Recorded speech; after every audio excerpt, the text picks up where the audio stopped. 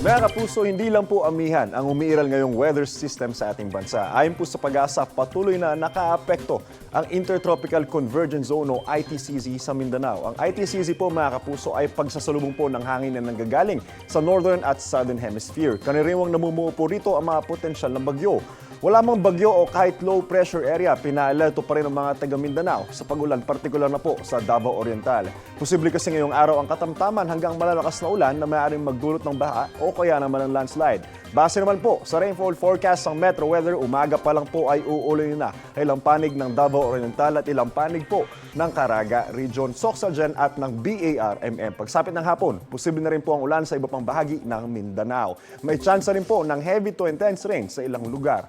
Ulan din po ang Northern Luzon, lalo na po ang extreme portion nito. Mga kapuso, asahan na po ang ulan sa ilang panig ng Southern Luzon at ng Visayas, lalo na po sa bandang hapon. Mananatili namang mababa ang tsansa ng ulan dito sa Metro Manila ngayong araw.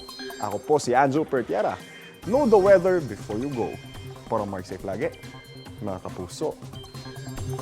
Igan, mauna ka sa mga balita, mag-subscribe na sa GMA Integrated News sa YouTube para sa iba't ibang ulat sa ating bansa.